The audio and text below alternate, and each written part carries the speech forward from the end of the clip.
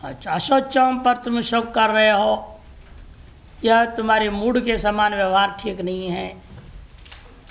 एक कहा था न च एतान मात्र में वो करुषि, इतना ही तुम नहीं कर रहे हो, अभी तो प्रज्ञावादांश भाषण, प्रज्ञावादों को तुम कथन कर रहे हो। प्रज्ञावादान का मतलब सत पदार्थ स्वरूपम विविच्य प्रकर्षण जान देते प्रज्ञा, सत और असत पदार्थों के स्वरूप को अलग अलग करके जो प्रकृष्ट रूप में जानते हैं उन्हें कहा जाता है प्रज्ञा। पंडिता तेषाम शास्त्रम अभिव्याप्ता वादा, उनके द्वारा शास्त्र पर आधारित होकर के जो कथन किया जाता है उसे कहते हैं वादा। अथवा आवादा भी पाठ ले लो, आवादा आंग उपसर्ग जोड़ लो, कोई फर्क नहीं पड़ता है।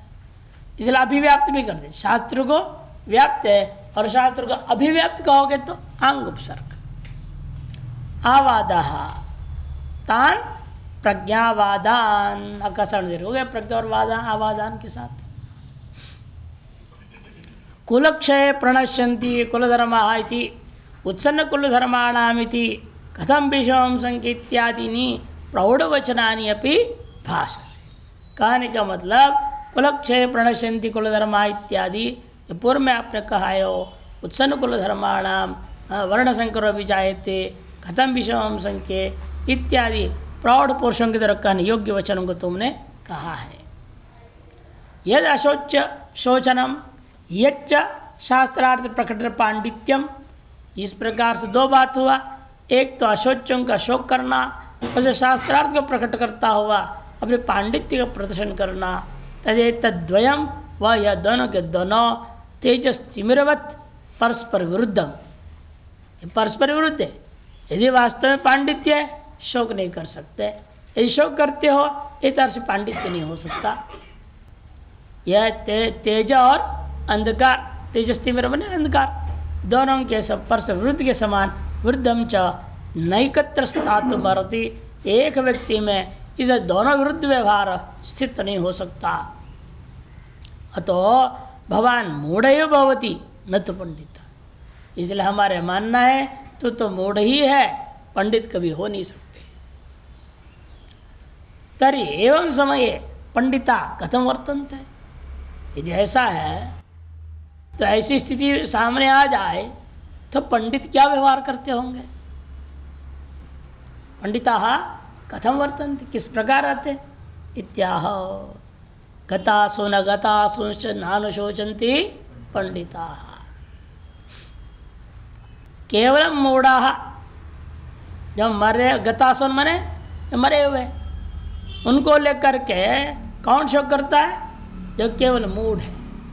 केवल मूढ़ ममएति पुत्रादि अमृता इति गतासुन्नेव अनुशोचन्ति न तो अगतासुन, मेरे पुत्र आदि मर गए यूं सोचते हुए मरे हुए को लोग करके अनुशोक करते हैं, इन जिंदे पर वो शोक नहीं करते, न तो अगतासुन। और जो शास्त्रज्ञ मतलब पंडित नहीं है, तीनों अलग चीज है ना। अब पंडित को क्या कह दिया आपने, जो ब्रह्मैकत्व ज्ञान वाला पंडित है वो पंडा है, ब्रह्मज्ञानी। एक जो केवल शास्त्रज्ञ है वो अगतासुन को लेकर शोक करता है। कैसे, शास्त्रज्ञास्तु ममएति पुत्रादि मूढ़ा दुर्भगा दुर्वृत्ता जाता इति अगतासुन एवं अनुशोचन्ति, तो इसलिए शोक करता है जो मेरे बच्चे हैं ये, अरे शास्त्र के साथ चल नहीं रहे हैं, इसे मूढ़ है, दुर्भाग्यशाली है ये, इनका आचरण दुर्वृत्त हो गया है, ऐसे बिगड़ गए हैं। इस प्रकार से शास्त्रज्ञ बिगड़े हुए बच्चों को देखकर जिंदे पर ही शोक करता है। गतासोन और पंडितास्तु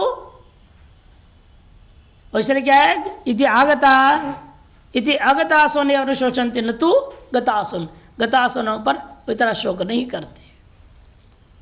लेकिन पंडित जो होता है इन दोनों से अलग, मूढ़ और शास्त्रज्ञ दोनों से अलग जो पंडित होते हैं वे क्या करते हैं, गतासुन गतासुंश्च पुत्रादिन नानुशोचन्ति।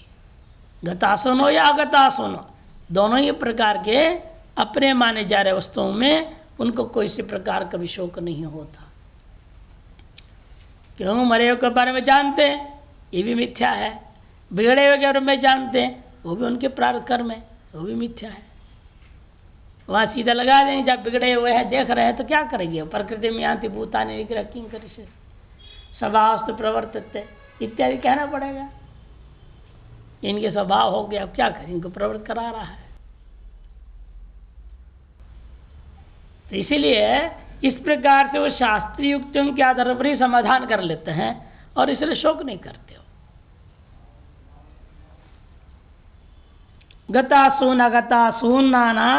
गतासूनाम अगतासूनाम अपि उभयेषाम अविद्या कार्यत्वेन कि उनके दृष्टिकोण में क्या दोनों के दोनों अविद्या का कार्य है।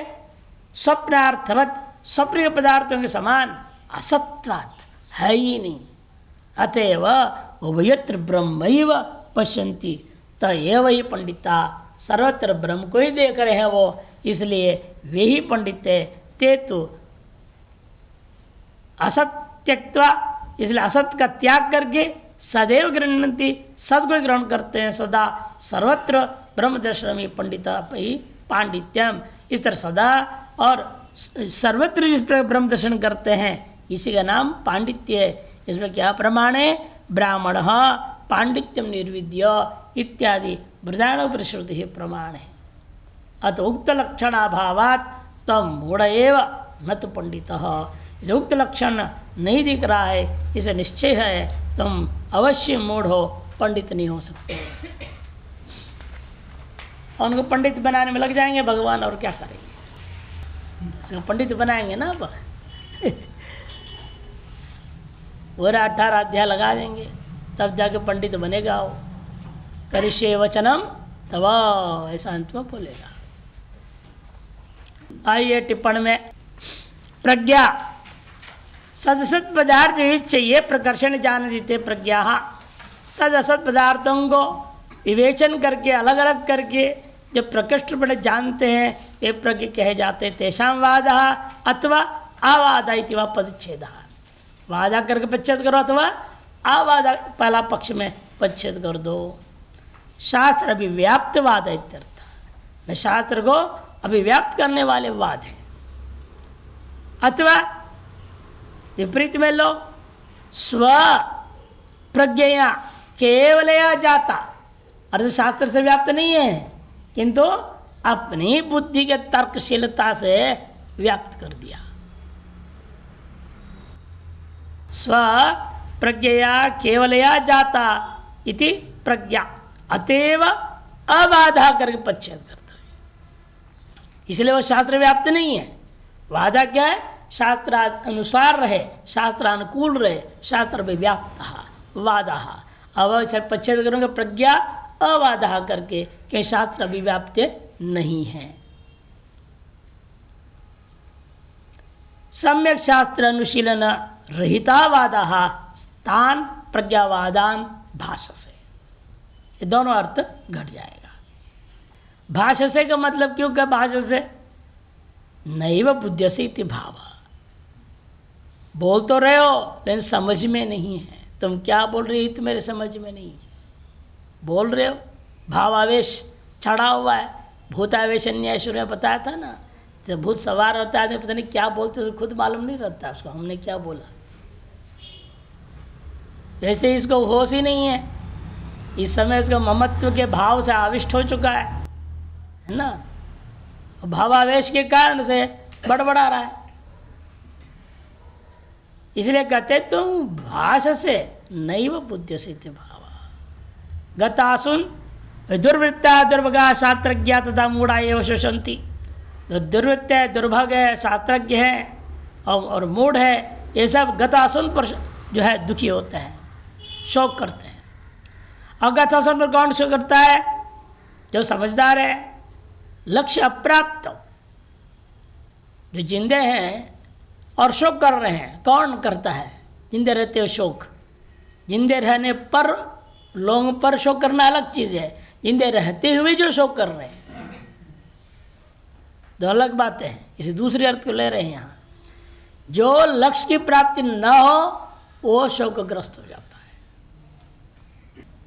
उसे होता है अवसाद में पहुंच जाता है, डिप्रेशन हो जाता है अंग्रेजी है ना, अंग्रेजी में कहते हैं डिप्रेशन। तो लक्ष्य प्राप्त नहीं हो तो क्या करे, हाय तौबा मच जाएगा।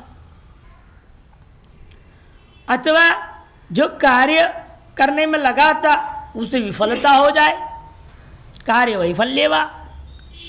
और तीसरा अपेक्षा हानाच्छा शोचंती, अगत आसुन जो है वे भी शोकग्रस्त हो जाते हैं। इस प्रकार से गतासुन पर शोक करने वाले होते हैं और अगतासुन स्वयं भी शोकग्रस्त हो जाते हैं। न तथा पंडिता, इन पंडित ऐसे नहीं होते, सदा सर्वप्रसन्न ही पांडित्यम। यह श्लोक में दो बार च क्यों आया? चद्वयम किस अर्थ में है? समुच्चयार्थेवा, या तो समुच्चय करने के लिए है या उपमार्थेवा। कि यहाँ या तो हम क्या करेंगे, अशोचान 1, गतासुन 2 और अगतासुन 3, इस प्रकार से तीनों का समुच्चय करने के लिए हमने च 2 बोल दिया। अतः दोनों में उपमार्थ ले लो, पहला च भी इव, दूसरा च भी इव अर्थ में। कैसे घटाएगा वो? सुनो, उसको घटाएंगे इव अर्थ को भी, उपमार्थेवा। उपमार्थ में कैसे है? अप्रज्ञावादान प्रज्ञावादान इव, ऐसा कर लो। अप्रज्ञावादों को प्रज्ञावाद के समान तुम बोल रहे हो, इसको च से उन्होंने संकेत कर दिया। एवमेव, क्यों ऐसे बोल रहा है उसके हेतु भी दे रहे हैं। आसन्न विनाशत्वात् अगतासुन गतासुन इव, दूसरा भी आसन्न विनाश, समीप उपस्थित हो चुका है विनाश जिनका, ऐसे को अगतासुन को भी गतासुन के समान समझ रहा है। अगतासुन है जिनका प्राण नहीं गया, उनको भी क्या मान रहा है? गतासुन, मरे हुए मान रहा है। इसे इवर्त में भी दोनों जगह लगा सकते हैं आप, अप्रज्ञावादों को प्रज्ञावाद के समान और अगतासुन को गतासुन के समान, यह अर्थ करने के लिए चद्वय का प्रयोग किया है। गतासुन इव मत्वा इति शेषा, संबोधना भाव अत्र ध्येय। अत्यंत महत्वपूर्ण श्लोक शुरू कर रहे हैं भगवान तुम पदार्थ शोधन करने के लिए, और ये कोई संबोधन क्यों नहीं दिया भगवान ने? तू बोल रहे हैं अना, क्या जरूरत थी? तो हम बोलना ना बोलते, दोनों च हटा देते, एक आध संबोधन तो प्रयोग कर सकते थे। यहाँ क्यों नहीं प्रयोग कर रहे संबोधन को? क्या तात्पर्य है? देखिए, संबोधना भाव अत्र ध्येय भर्सना परकत्वात्, तो दे दिया कि यहाँ वास्तव में उपदेश भी नहीं दे रहे हैं, सीधा ज्ञान नहीं बोल रहे हैं, किंतु एक तो सब फटकार रहे हैं। फटकारने में आदर युक्त संबोधन का प्रयोग नहीं हो सकता, और अनादर युक्त संबोधन प्रयोग करेंगे फिर आदमी के अंदर अवसाद आ जाएगा, दुखी हो जाएगा। इसको दुखी भी नहीं करना है। बात जैसे होती है ना, कहावत है ना हिंदी में, सांप भी न मरे लाठी भी न टूटे, अपना भय दूर होने से मतलब। उसी तरह से यहाँ पर भगवान देख रहे हैं, ये इसके मन न टूट जाए, हम ऐसे संबोधन भी ना बोले और ऐसे संबोधन ना बोले कि भूल जाए और सुने ही ना बात, फिर बाद में बिगड़ जाएगा मामला। इसीलिए जानकर संबोधन ही नहीं प्रयोग करते। हमें केवल हल्का डांट देना है, जबरदस्त डांट भी नहीं लगानी है, और प्रेम से ही बोल देने से काम चलेगा नहीं। जैसे हम लोग भी पढ़ाते तो कई बार परोक्ष रूप में डांटते रहते हैं। क्यों डांटते रहते हैं? ये भी जरूरी है। और सख्त डांट दो तो कल एक भी नहीं आवे, यहाँ सब गायब हो जाए।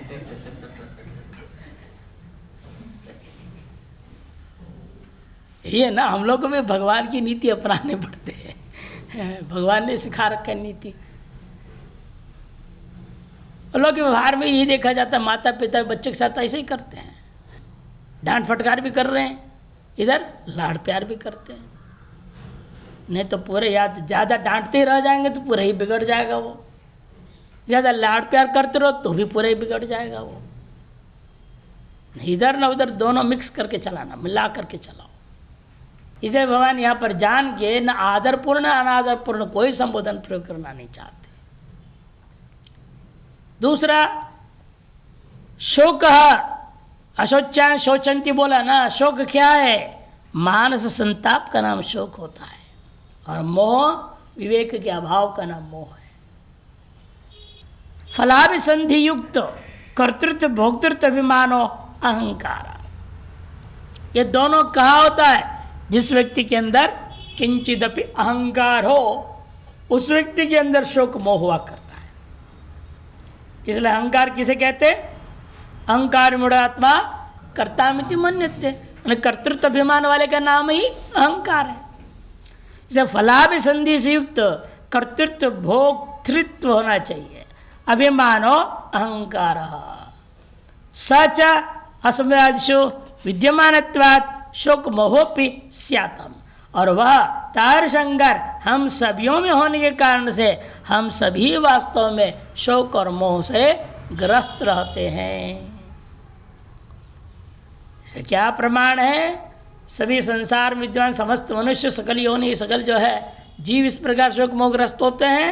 कहते ब्रह्मसूत्र शांकर भाष्य संबंध भाष्य में कहा गया है, सुमने ब्रह्मसूत्र, सम मने संबंध भाष्य, पश्वाद विश्च विशेषात। मनुष्य का नैसर्गिक अयम लोक व्यवहार कहते भाष्यकार। स्वाभाविक ये लोक व्यवहार हो रखा है, जो आत्मा में अनात्मा का अध्यास कर देना और अनात्मा में आत्मा का ध्यान कर देना, ये परस्पर अध्यास अन्योन्य अध्यास जो है अनादिकाल में स्वाभाविक व्यवहार चलाया हुआ है। अतएव मनुष्य और पशु में एतर स्वाभाविक व्यवहार में कोई अंतर नहीं है। पशुवाद विश्च अविशेषा। स्वनीतिकार ने इसी बात को स्पष्ट करते हुए कह दिया किन किन मामला में प्रमुख रूपेण अविशेषता है। कहते 4 प्रमुख मामला है जिसमें मनुष्य और पशु समान ही हुआ करता है। कौन से 4 बताए? आहार निद्रा भय मैथुनंच समान में तत्पशुभिर्नराणाम, धर्मो ही एको अधिको विशेषो अथवा ज्ञानम ही एकम अधिकम विशेषम, ज्ञानेन हीना पशुभिः समाना, धर्मेण हीना पशुभिः समाना। ये ज्ञान और धर्म यही ऐसी चीज है जो मनुष्य और पशु में अंतर करने वाला है। अर्थ से हीन है, ज्ञान से हीन है और धर्म से हीन है। ज्ञान से हीन होना कोई आश्चर्य की बात नहीं है, लेकिन धर्म से हीन होना एक बड़ा दुखद बात है। ये लोग आजकल जो है वो शास्त्र ज्ञान है ही नहीं, धर्म ज्ञान है ही नहीं, चल चिल्लाने से थोड़ा हो जाता है। और जिन्हें धर्म ज्ञान है वो भी धर्मानुसार चलने को तैयार नहीं, सब बहाने बना देते। समय नहीं, आजकल सबके पास समय नहीं है, धर्म के लिए समय नहीं है, बाकी सबके लिए समय है। घंटों घंटों बैठ जाएंगे टीवी के सामने, क्रिकेट देखते रहेंगे, लेकिन धर्म के लिए समय नहीं, पूजा पाठ संध्या जाप ताप के लिए समय नहीं। तो इसलिए कहते हैं ये सब बहाने करने वालों के लिए कह रही है पशुवाद विश्व विशेषा। अत्र पूर्व पक्ष कर्म से ज्ञानात् मोक्ष न तो केवलात् ज्ञानात् इत्यनुमीयते है। जो भाष्यकार ने शास्त्रार्थ की थी उसको सार संग्रह में संग्रह कर रहा हूं कि यहां पूर्व पक्ष ने कहा कर्म से ज्ञान से मोक्ष होता है, केवल ज्ञान से मोक्ष नहीं होता। ऐसे पूरी गीता को पूर्वापर सम्यक विचार के बिना वो सोचता है, समझता है, इस बात को अनुमान कर लेता है। कहता है इसलिए विमतम ब्रह्म ज्ञानम सेत कर्तव्यताकम एव स्वफल साधकम भवितुम अर्हति। विवादास्पद ब्रह्म ज्ञान एक ऐसा है वे अपने फल को देने के लिए कोई न कोई इति कर्तव्यता की अपेक्षा रखता है। जैसे आप जानते हैं कर्मकांड में अच्छा यजेत स्वर्ग काम, स्वर्ग की कामना वाला पुरुष स्वर्ग पे फल पाने के लिए याग करे, तो यागेन स्वर्गम भावयेत, ये उनके पक्ष में बनता है अर्थ। याग के द्वारा स्वर्ग पाने की अभिलाषा कर ले, तो याग कैसे करें? लेकिन किम केन कथम, ये तीन भावना का अंश होते हैं, साध्यांश, साधनांश और इति कर्तव्यतांश। साध्य तय कर लिया आपने, मुझे स्वर्ग चाहिए, और वेदों ने बता दिया स्वर्ग के साधन याग है, याग भी मालूम हो गया साधन है, लेकिन अब रह जाता है कथम, माने इति कर्तव्यता, याग हम किस प्रकार करें, ऐसे करो ऐसे करो ऐसे करो, कर्म वशा अंगों का वर्णन करने का नाम इति कर्तव्यता, माने सहकारी कारणों का नाम इति कर्तव्यता। यह भी कह रहे ब्रह्म ज्ञान भी बिना इति कर्तव्यता का अपना साध्य रूप मोक्ष को दे नहीं सकता। अतः अवश्य ब्रह्म ज्ञान भी ज्ञान होने के नाते सेतिकृत का मेवा माने इतिकृता सहित होकर के ही अपने फल का साधक होने में समर्थ होता है। क्यों? क्योंकि वह भी कर्णत्वात्, स्वर्ग का साधन क्या था? कर्ण, याग, वही इतिकृता से युक्त था। इसी प्रकार से मोक्ष का साधन कौन है? यहाँ ब्रह्म ज्ञान, ये भी सेतिकृता होना चाहिए। यागवत इतिकृता क्या है यहाँ पर? वो कहे कर्मकांड पूरा, कर्म सहित ज्ञान, ये अर्थ करेगा। जैसे अंगों के सहित याग स्वर्ग उत्पन्न कर देता है, इसी प्रकार यहाँ कर्मों के सहित ज्ञान ही मोक्ष को उत्पन्न करेगा। तो सिद्धांति ने तीन हेतु दिया। ज्ञान कर्म निष्ठयोर विभाग वचनात्, ज्ञान निष्ठा और कर्म निष्ठा का विभाग पर भगवान ने कथन किए हैं, और यदि समुच्चय करना इष्ट होता विभाग पर कथन नहीं होता। दूसरा, श्रुतियों में भी अथ तो कामयमान अथ अकामयमान करके इतिनु कामयमान अथ अकामयमान विभाग कर दिया है, उन श्रुतियों के साथ एवं स्मृतियों के साथ विरोधाद। और तीसरा, प्रश्न प्रत्यवचन अनुपत्तिश्च, जैसा प्रश्न पूछा गया उसके अनुरूप जवाब होना चाहिए, लेकिन प्रश्न भी अनुपन्न होगा, इस समुच्चय होता तो प्रश्न जो अर्जुन का वो अनुपन्न हो जाएगा। किंग कर्मणि घोरे माम, क्यों कह रहा है वो? जो समुच्चय करने के लिए कथन किया है, कर्म भी करो और ज्ञान भी करो, कर्म सहकृत ज्ञान से ही मोक्ष होना है, फिर क्यों कह रहे कर्म में क्यों लगा रहे हो? ये प्रश्न नहीं करना चाहिए ना। ये प्रश्न कर रहा है मतलब अर्जुन भी ये समझ रहा है कर्म और ज्ञान एक अधिकारी के द्वारा एक साथ समुच्चय पूर्वक हो नहीं सकता। प्रतिवचन भी भगवान को भी कहना चाह रहे हैं, भाई तुम क्या बोल रहे हो, कर्म को छोड़ के तुम ज्ञान से कैसे तुम्हारा कल्याण होगा? ऐसे जवाब देना चाहिए था। नहीं कर पूरा मैं पूरा प्रोक्ता द्वे निष्ठा मैं पूरा प्रोक्ता, ये क्यों कह रहे? मतलब एक ही निष्ठा ज्ञान निष्ठा, उसके लिए कर्म निष्ठा उसके पीछे है, वो समुच्चय है। वो दो अलग अलग मार्ग है, मैंने कहा है, सांख्य मार्ग अलग है, योग मार्ग अलग है। ये क्यों कह रहे हैं? इसे स्पष्ट है, इसे प्रतिवचन से भी मालूम हो रहा है कर्म सहकृत ज्ञान से मोक्ष नहीं, केवल ज्ञान से ही मोक्ष होता है। हेतुत्रेण सत प्रतिपक्षितम, उसके पूर्व पक्ष के अनुमान को इन हेतुत्रय के द्वारा सत पर खंडन कर दिया गया। सम्यक क्या छूट गया यह शब्द? हाँ, सम्यक ख्यायन्ते वैदिकी स्मार्ति च, सम्यक ख्यायती संख्या, संख्या का क्या हो रहा है ना, वो छूट गया है, इसमें आया नहीं इस पन्ने में। सम्यक ख्यायन्ते संख्या वैदिकी स्मार्ति च, वैदिकी और स्मार्ति खत्म। स्वकामयत तेभ्यो वित्थाय विचरन्ति, बृहदारण्यक में वैदिकी और स्मार्ति सभी जो है श्रुतियों में स्पष्ट ही कहा गया है। वेदपूरक संख्या अलग कथन किया, मैंने सब में ज्ञान को अलग कथन किया और कर्म को अलग कथन कर दिया। शोक मोह संसार बीजे शोक महात्मत्वात्, शोक और मोह ये दोनों क्या है? संसार के बीज है। क्यों? शोक महात्मत्वात् असमदादिनिष्ठ शोक मोहवत, ये अनुमान भी है। फलाभि संधियुक्त कर्तृत्व भोक्तृत्व विमान अहंकार स्वच असच विद्यमानत्वात् अस्व शोक मोह स्यात्, अभी दो बार आ गया है, पश्चात विशेषात दो बार आई, हिस्सा दो बार आ गया, उसको काट लेंगे। अब आता है 2:12 से, उसके अवतरण का भाष्यकार बिल्कुल छोटे से अवतरण का दे रहे, कुतस्ते अशोच्या यतो नित्या कथम इति, क्यों भी अशोच्य है? कुतस्ते अशोच्या,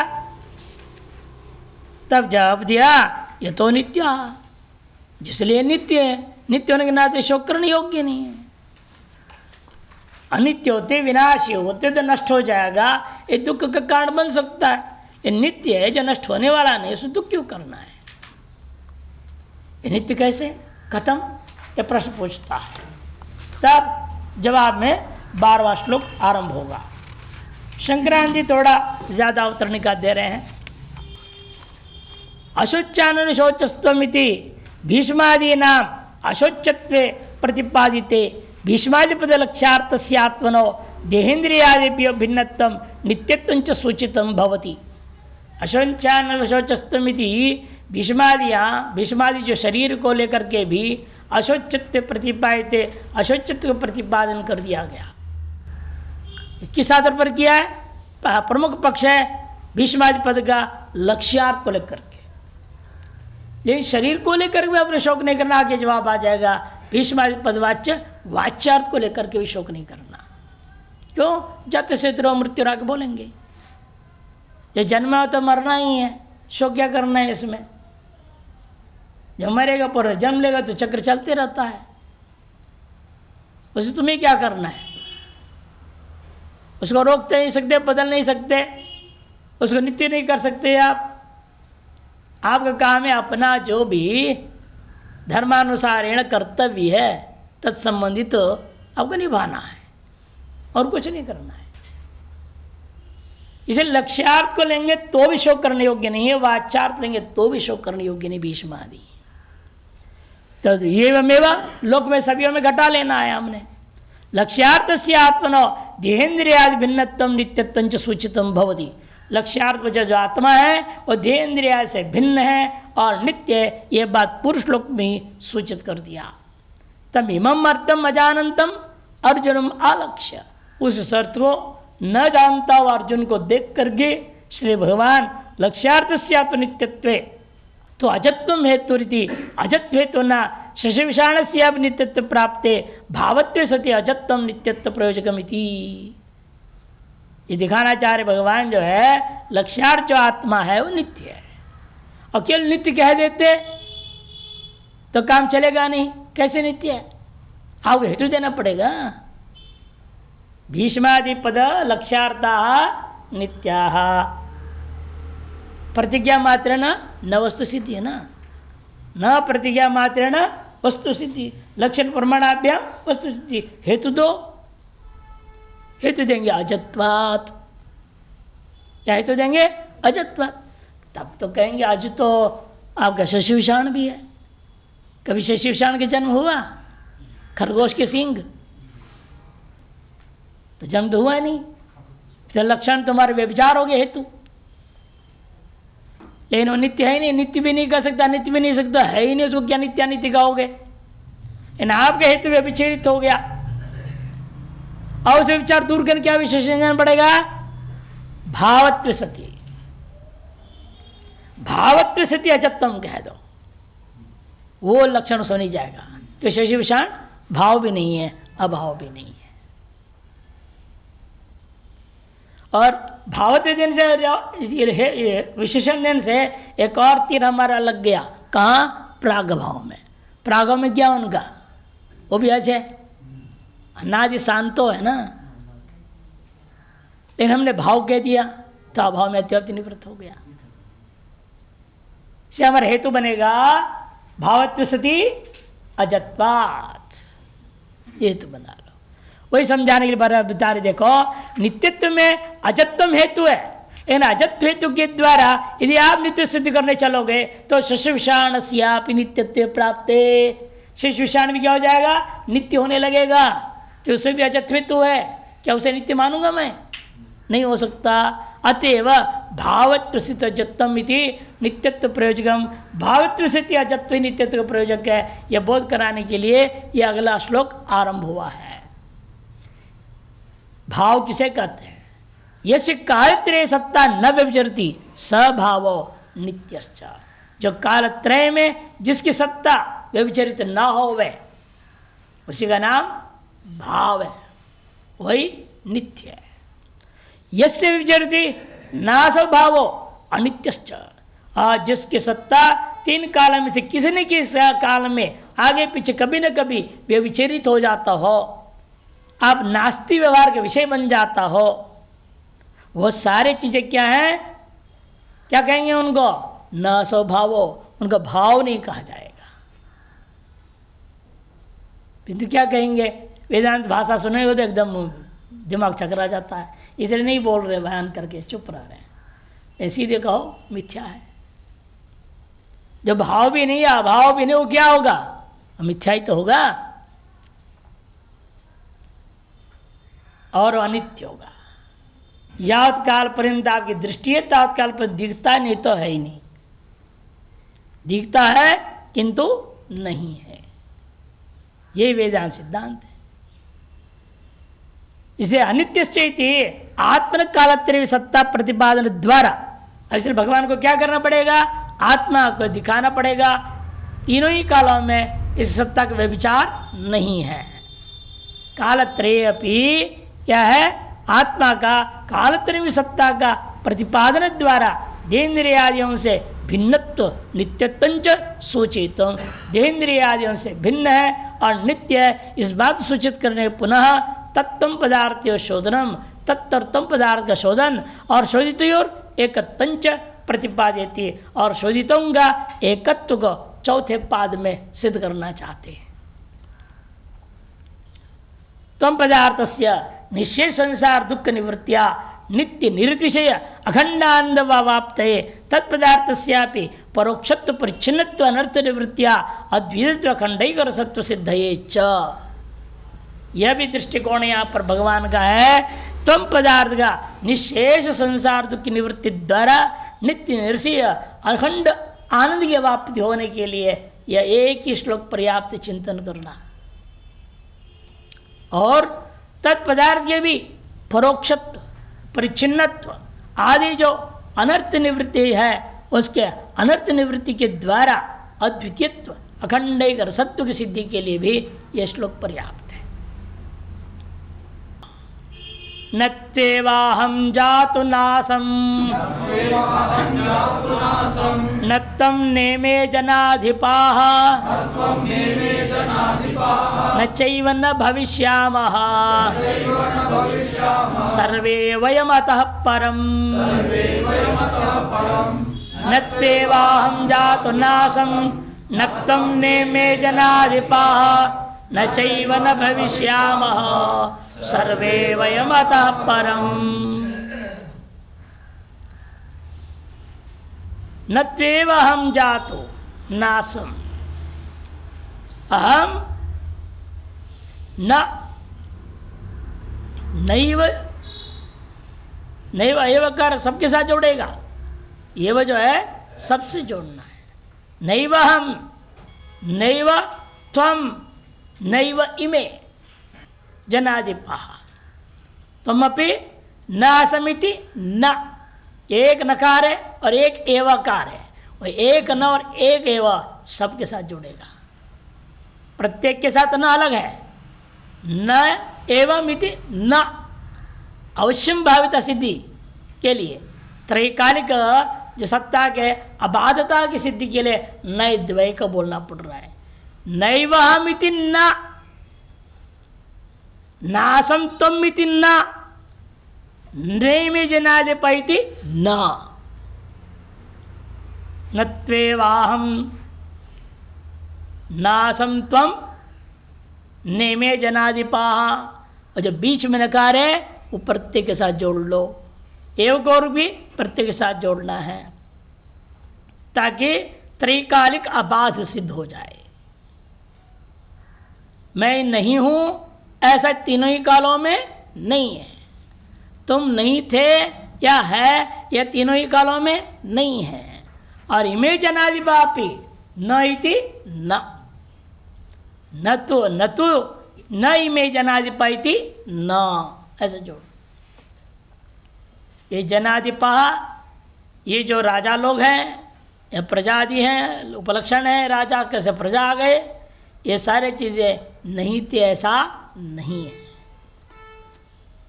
सदा ही रहते हैं कहने का अभिप्राय, तीनों ही कालों में रहते हैं। न चैव न भविष्यामि, अभी नहीं है ये पहले नहीं थे ऐसा नहीं, किंतु भविष्य में भी नहीं रहेंगे ऐसा नहीं। यहां भी तो नहीं प्रयोग कर, न चैव न भविष्यामि, हम नहीं होवेंगे ऐसा कभी नहीं, माने हम सदा ही होवेंगे। पहले भी थे अब भी हैं आगे भी रहेंगे, मैं भी पहले भी था अब भी हूं आगे भी रहूंगा, तुम भी पहले थे अब भी हो आगे भी रहोगे। और ये भविष्य में भी ये सारे जो प्रजा वगैरह भी हैं ये भी पहले से भी थे अब भी हैं आगे भी रहेंगे। अर्थात सर्वे वयम अतः, इसलिए अतः इसे निष्कर्ष है वयम सर्वे, हम सब क्या हैं, परमेव ब्रह्म, हम सब पर ब्रह्म परमात्मा ही है। अच्छा कौन मरेगा कौन जिएगा,